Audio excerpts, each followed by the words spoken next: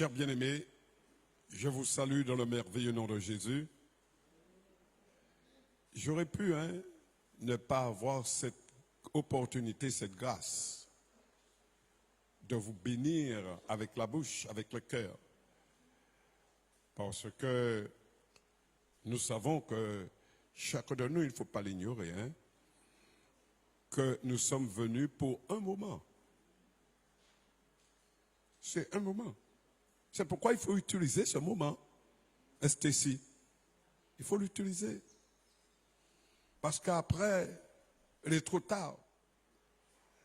C'est que si nous n'arrivons pas à régler le problème du péché, le problème du manque de pardon, nous ne pouvons pas grandir. On va faire semblant. On va faire semblant, on va mettre un masque. Mais quel que soit le lieu où nous passons, mes bien-aimés, il y a cette influence de nos pardons qui n'est pas réglée et on ne peut pas avancer. Le thème, si vous voulez, que j'ai choisi, parce que j'avais déjà préparé tout ce qu'il fallait pendant 2 semaines, et ce matin, après mon réveil, il me dit, voilà ce que tu vas dire pour moi. J'ai dit, mais Seigneur, je n'ai pas le temps. Il me dit, voilà ce que tu vas dire pour moi. Bien souvent, lorsque nous portons une prédication, nous sommes en train de nous juger nous-mêmes. Est-ce que c'est bien? Comment ça va être reçu? Etc. Et tout cela. Ça, c'est la chair. Chair bien-aimée. Nous devons, lorsque nous sommes devant le peuple de Dieu, apporter ce que Dieu veut faire entendre à ses enfants. Donc, le thème, c'est rendre visible le royaume de Dieu. Rendre visible le royaume de Dieu. Nous ne pouvons pas tout le temps, mes bien-aimés, dire que, voilà, lorsque 2 ou 3 sont assemblés en mon nom, je suis au milieu d'eux, etc. et tout. Où est le signe? Où est le signe qui montre que Dieu est au milieu de vous? Alléluia. On est toujours assis, on est toujours, etc. et tout. On se gratte la tête. Alléluia. On est plus ou moins embêté. Des fois même, mes bien-aimés, on choisit les places les plus reculées. Pas moi monter là. Rendre visible le royaume de Dieu. Et Seigneur, si je ne peux pas rendre visible le royaume de Dieu, alors enlève-moi. Je ne veux pas. Ce n'est pas la peine que je vive. Parce que papa, je vis pour toi. Lorsque le Seigneur, alléluia, il y a la consécration. Tu veux aller plus loin? Tu veux travailler avec le Seigneur? Romains 12, 1, 2. Je vous exhorte donc, frères, par les compassions de Dieu, à offrir vos corps comme un sacrifice vivant, saint et agréable à Dieu, ce qui sera de votre part un culte raisonnable. Papa, je t'ai tout offert. Alors Seigneur, que je sois un instrument, que je devienne un instrument pour ta gloire. C'est pourquoi ce matin je suis là, parce que je ne veux pas la part du gâteau pour moi seul. Je vous ai déjà averti que je ne suis pas un grand docteur. Je ne suis même pas un petit docteur. Je vais vous dire exactement ce qu'il y a dans mon cœur. Le Seigneur m'appelle. Le Seigneur m'appelle. Quelles que soient les circonstances, quelle que soit la situation, rassemblez-moi, mes fidèles, qui ont fait alliance avec moi par le sacrifice.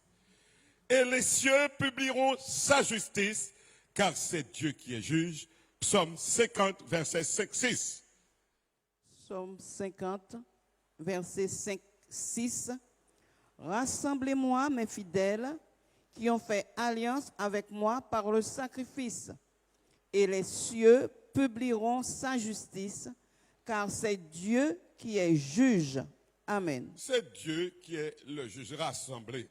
Chers bien-aimés, lorsque le Seigneur dit rassembler, il dit en même temps éviter les divisions, éviter les scandales. Tite 3, 9.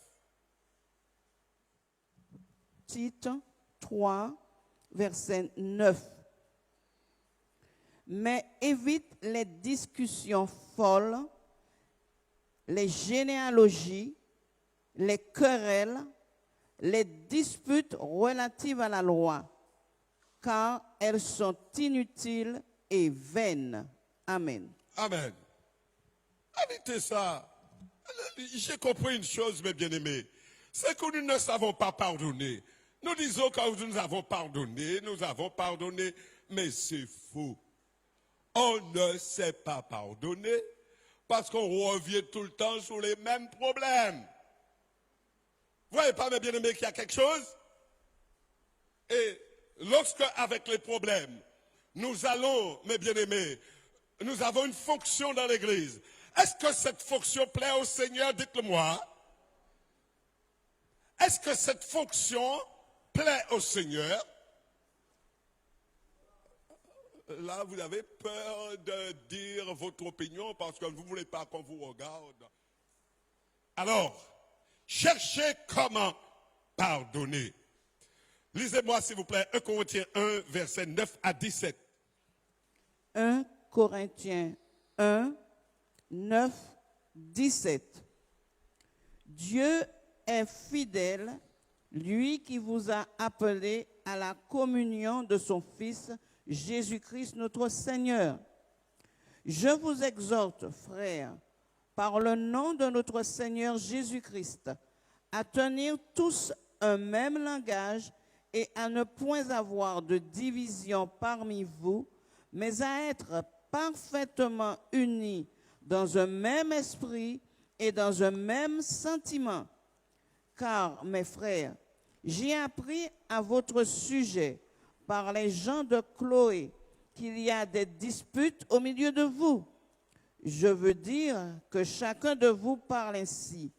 Moi, je suis de Paul, et moi d'Apollos, et moi de Céphas, et moi de Christ. Division. Christ est-il divisé? Paul a-t-il été crucifié pour vous? Ou est-ce au nom de Paul que vous avez été baptisés? Je rends grâce à Dieu de ce que je n'ai baptisé aucun de vous, excepté Crispus et Gaius, afin que personne ne dise que vous avez été baptisés en mon nom. J'ai encore baptisé la famille de Stéphanas. Du reste, je ne sache pas que j'ai baptisé quelque autre personne. Ce n'est pas pour baptiser que Christ m'a envoyé, c'est pour annoncer l'Évangile, et cela sans la sagesse du langage, afin que la croix de Christ ne soit pas rendue vaine. Amen. Amen. Amen. Amen. Cher bien-aimé, je suis un homme de défi. Je suis un homme vraiment qui veut expérimenter la parole de Dieu. Lorsque le Seigneur me dit fais ça, même si pour moi c'est hors de sens, parce que c'est lui qui l'a dit, je dis Seigneur, je veux aller jusqu'au bout. Mais il y a des fois c'est chaud. Ah oui, il y a des fois c'est chaud, mes bien-aimés. J'ai envie de faire comme Jonas. J'ai envie de prendre la fuite. J'ai envie de tourner le dos. J'ai envie de faire, Seigneur, c'est trop dur. Tout de suite, cher bien-aimé, le Seigneur vient. Il me dit, assieds-toi là. Assieds-toi là. Mets-toi là. Dis-moi un peu. Si moi, j'avais pris la fuite, tu serais sauvé aujourd'hui? Si moi, je n'avais pas pardonné, tu serais là aujourd'hui? Sans effusion de sang, il n'y a pas de pardon. Jésus a été obligé, mes bien-aimés, de s'offrir comme un agneau sans tache, afin que nous soyons sauvés. Ça, je mesure ça. Ça, mes bien-aimés, est important pour moi. C'est pourquoi je suis prêt à pardonner tous ceux qui ont un problème avec moi. Pourquoi, cher bien-aimé? Parce qu'il faut savoir quelque chose. Il faut savoir quelque chose. Si tu ne pardonnes pas, tu ne peux pas être pardonné par le Seigneur. C'est la parole. Si tu ne pardonnes pas, tu ne peux pas être pardonné par le Seigneur. Tu dis, mon frère, ma soeur, voilà. Alléluia, je t'aime Seigneur, je t'aime Seigneur, je t'aime Seigneur. Et tu n'es pas capable de pardonner à ton frère? Tu as oublié la parole. Que nous dit la parole de Dieu? La parole de Dieu nous dit, alléluia, vous n'avez pas à lutter contre la chair et le sang, mais contre les esprits méchants. Alors prends conscience que en toi, dans ton cœur, dans ton âme, il y a quelque chose, un squatter, quelque chose que tu dois enlever.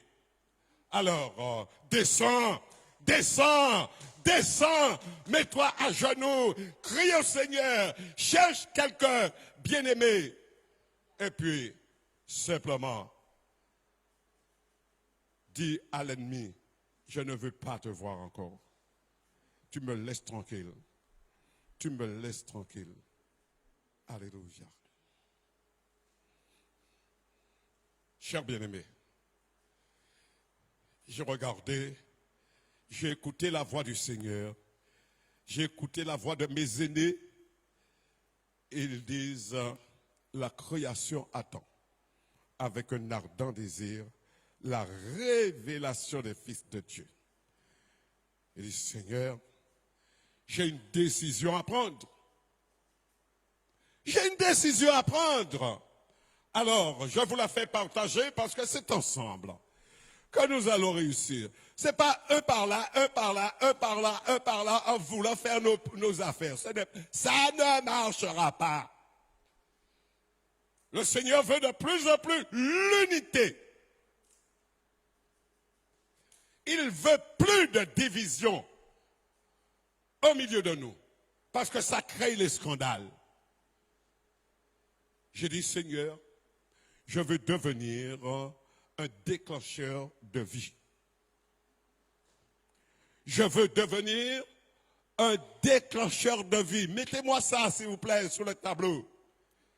Déclencheur de vie. On vous amène quelqu'un qui a un problème, même si la personne n'est pas à côté de vous, dans l'esprit, vous vous levez et vous prenez l'autorité, l'onction nécessaire et vous délivrez la personne. Il y a amen ou pas amen? Alléluia. Les gens qui ne sont pas délivrés, qui sont à l'église, c'est simplement, il faut de la résistance. Il faut de la résistance. Et même qui se tiennent captifs. Je sais ce que je dis. Eux-mêmes qui se tiennent captifs. Parce qu'ils ne veulent dépendre de qui que ce soit. Ils ne veulent dépendre de qui que ce soit. Ça ne marche pas comme ça. Mes frères, mes sœurs, ça ne marche pas comme ça. Parce que l'église de Christ, selon le modèle, c'est une église exactement comme Néhémie, travaillons ensemble. L'un à côté de l'autre. L'un ne gêne pas l'autre. Parce que chacun a sa fonction. Chacun a sa destinée. Devenons des déclencheurs de vie. Je vais vous donner 3 versets qui indiquent ce que je dis là, mes bien-aimés. Ésaïe 55, verset 5. Ésaïe 55, verset 5. Voici, tu appelleras des nations que tu ne connais pas, et les nations qui ne te connaissent pas accourront vers toi, à cause de l'Éternel ton Dieu, du Saint d'Israël, qui te glorifie. Amen. Amen. Pasteur Soukla est mon compagnon d'œuvre. Nous avons été, le Seigneur nous a obligés d'aller à Saint-Domingue. On ne connaissait pas Saint-Domingue. Lorsque nous sommes arrivés, en une semaine, on a baptisé combien de personnes? 6 à peu près. Amen. Les gens avaient soif. Les gens. Et aujourd'hui, c'est pas moi qui les ai nommés. Hein. Il y a déjà des pasteurs parmi. Des pasteurs. Et, chers bien-aimés, on m'appelle à corps et à cri. Pasteur, reviens nous voir. Pasteur, on a besoin de toi. Maintenant, on a grande assemblée. Mais vous n'avez pas besoin de moi, vous avez grande assemblée. Oh, chers bien-aimés, je vous dis des vérités. Peut-être que vous aurez du mal à accepter. Ce n'est pas grande assemblée qui fait quoi que ce soit. Ce n'est pas grande assemblée qui fait quoi que ce soit. Vous pouvez avoir 3-4 personnes sanctifiées, 3-4 personnes qui ont compris la parole de Dieu, qui sont dans l'obéissance et qui veulent faire la volonté de Dieu. Eh bien, vous pouvez à ce moment-là faire des choses les plus extraordinaires. Ne soyez pas trompés par le nombre. Ça ne veut rien dire. Prenez-moi encore un autre verset. Ésaïe 58, verset 12. Devenons des déclencheurs de vie. Déclenche la vie. Déclenche la vie. Les gens sont en train de mourir. Même s'ils sont en train de louer. Même s'ils sont en train de prêcher. Même s'ils sont en train, je dirais, de louer, etc. et tout. Ils sont morts. Ésaïe 58, verset 12. Les tiens rebâtiront sur d'anciennes ruines. Tu relèveras des fondements antiques.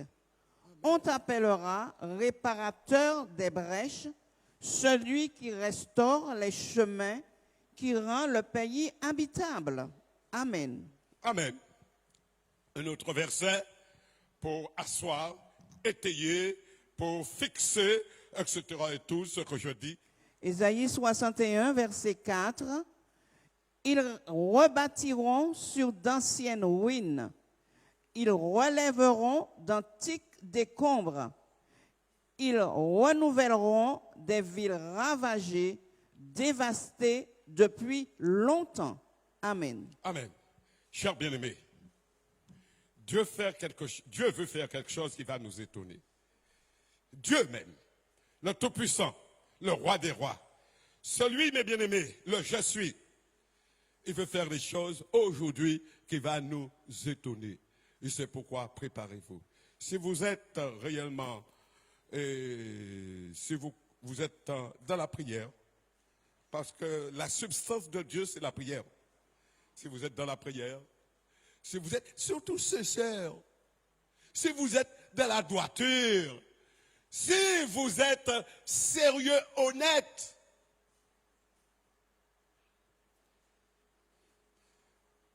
vous serez bénis. Vous êtes déjà bénis. Votre génération est bénie.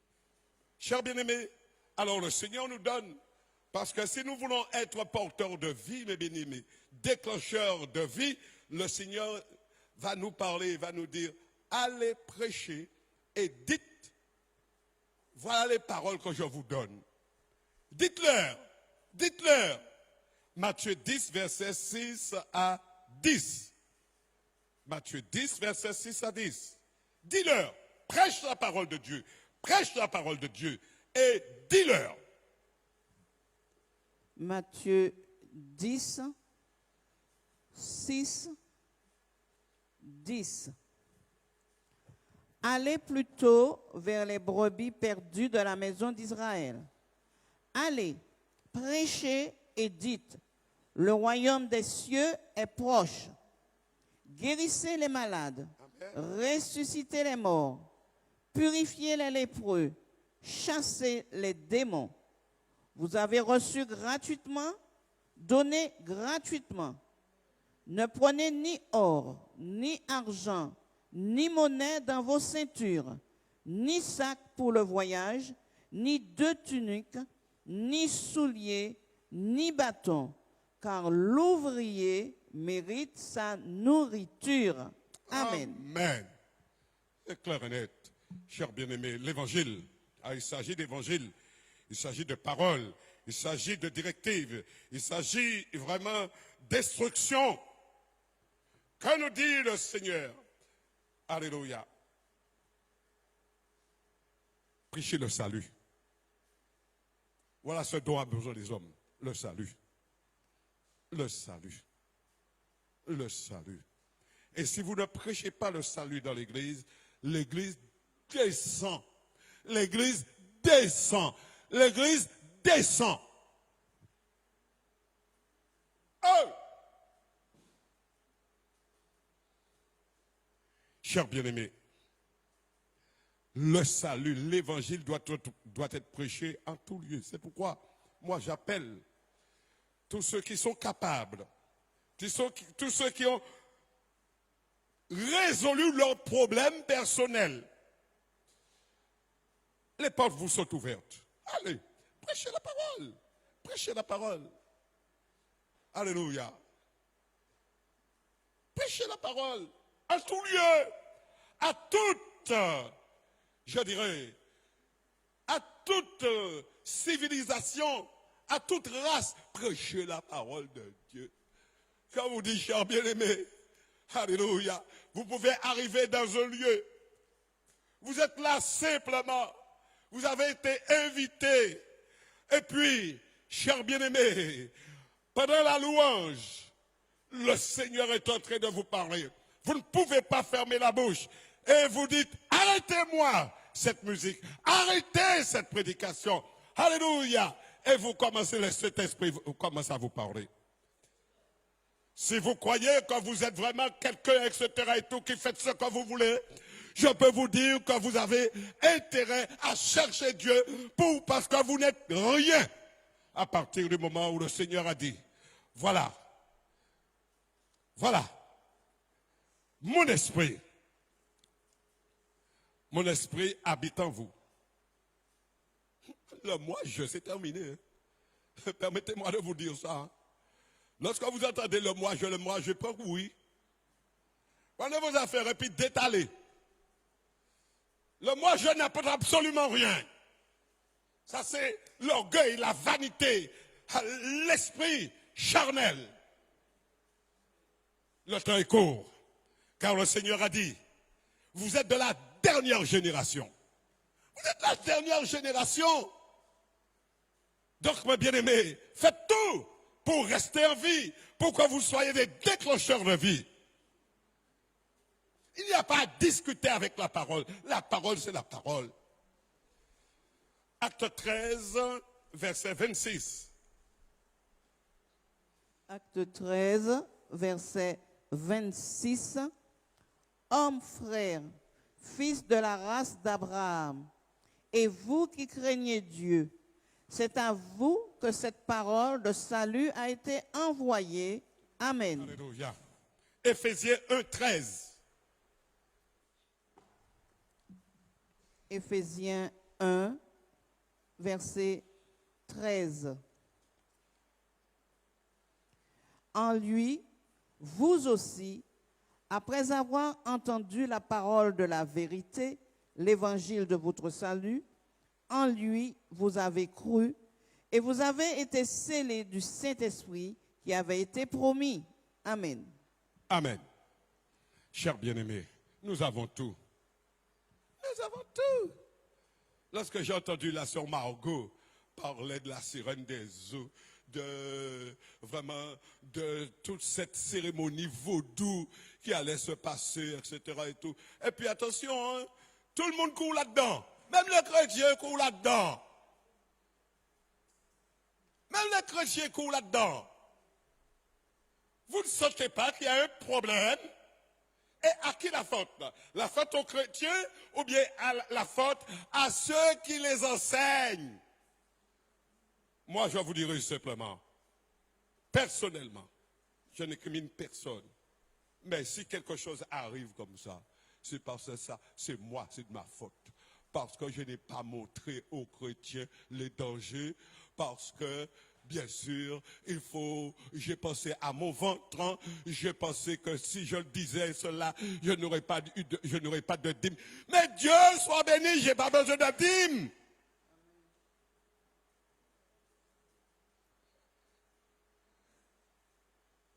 Le lieu, il est construit, il est payé, même si c'est taxe d'habitation, on peut payer taxe d'habitation. Je prêche la parole de Dieu.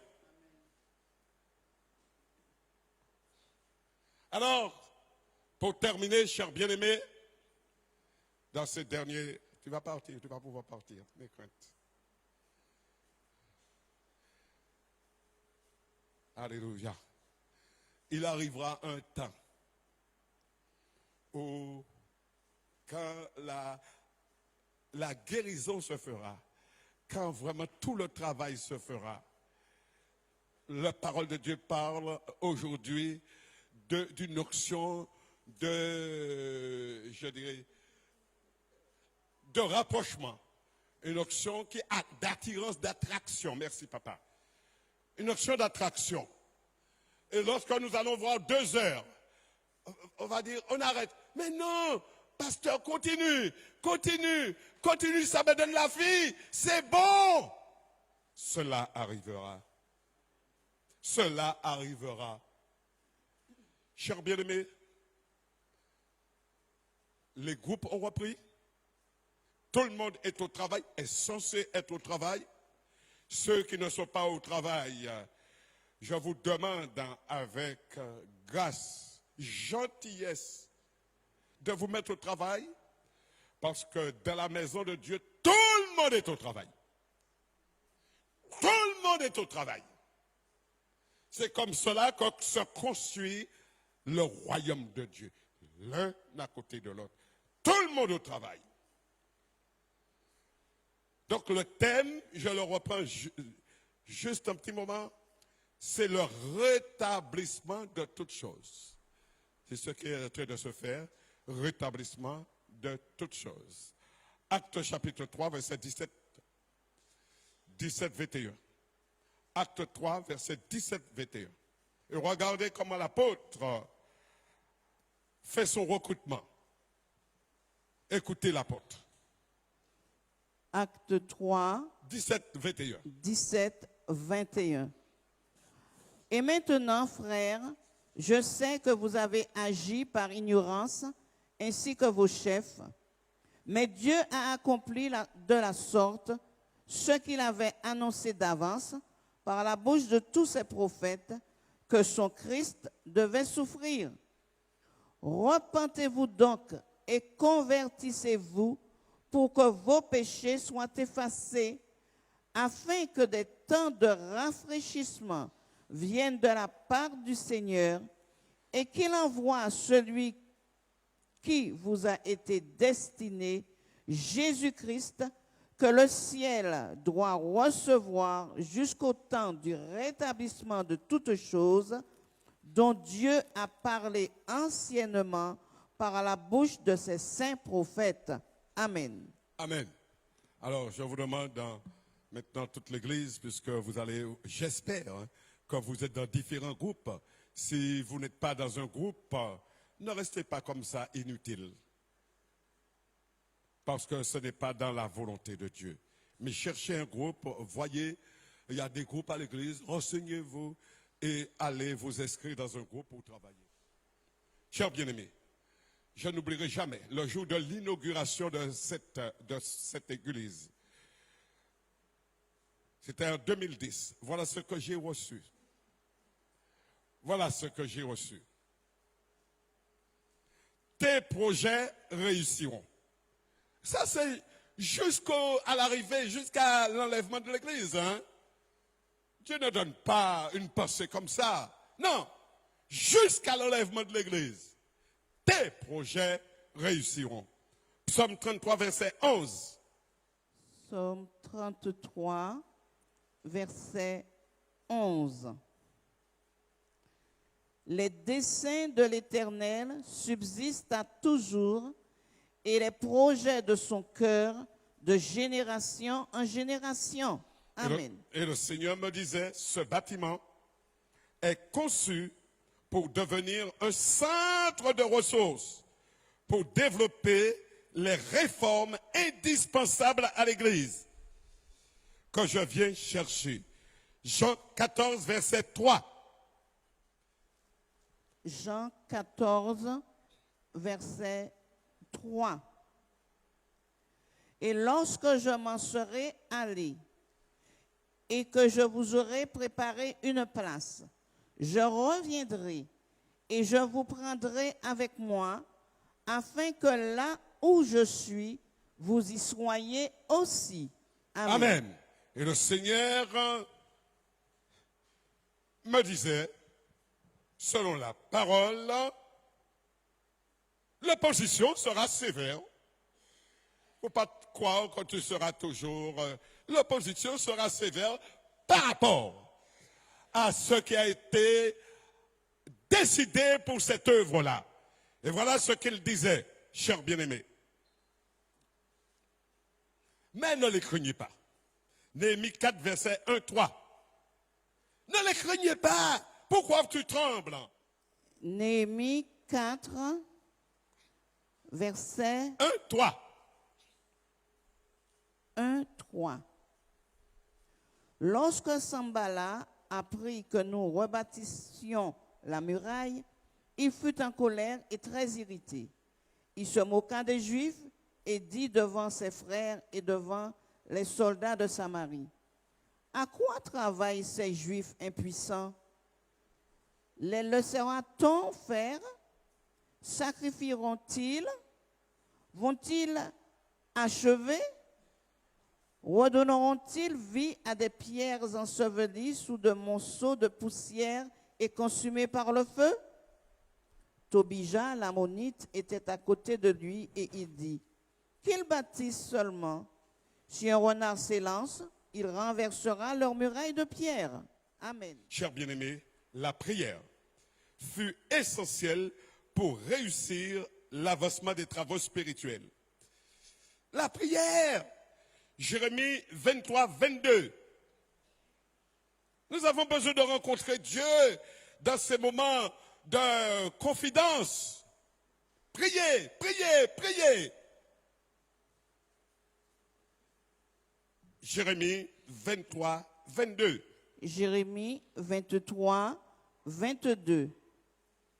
S'ils avaient assisté à mon conseil, ils auraient dû faire entendre mes paroles à mon peuple et les faire revenir de leur mauvaise voie, de la méchanceté de leurs actions. Amen. Chers bien-aimés, je crois que j'ai fait mon travail. Je vous demanderai quelque chose. Le temps est court. Le temps est court.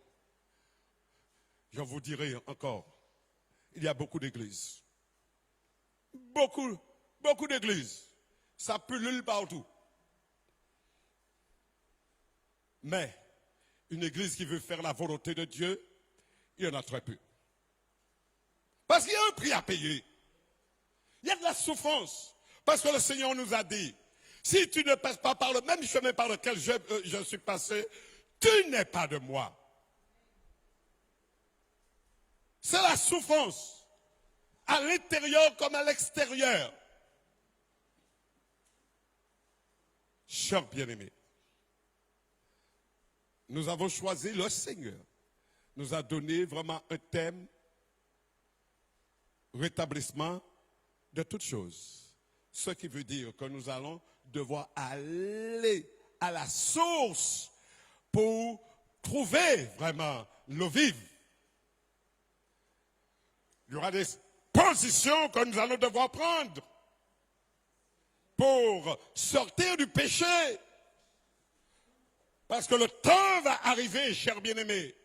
Si encore priez pour que je m'en aille, pour que, mes bien-aimés, si on n'est pas sanctifié, si on n'est pas vraiment, je dirais, honnête avec Dieu, on ne montera pas, on ne viendra pas dans le lieu très saint. Pourquoi? Parce que le Seigneur me dit, en tant que Josué spirituel, Josué, je serai avec toi. Mais si je marcherai avec toi, tu auras la victoire. Mais si tu permets l'interdit au milieu de moi, je vais me retirer. Oh, il est gentil, hein, le Seigneur. Je vais me retirer. Donc, avant de m'adresser au peuple, je m'adresse d'abord à moi. Parle à ton âme. Parle à ton âme. Parle à ton âme. Sanctifie-toi. Ne mets pas n'importe quelle image devant tes yeux. Alléluia. Le Seigneur me parle pour la sanctification. Chers bien-aimés, que Dieu vous aide à aller plus loin et surtout que Dieu vous aide à me supporter parce que j'aurai encore d'autres à vous donner parce que je vous dis, chers bien-aimés, nous marchons dans la sainteté, dans la sanctification parce que Dieu est saint. Que Dieu vous garde et que Dieu vous bénisse.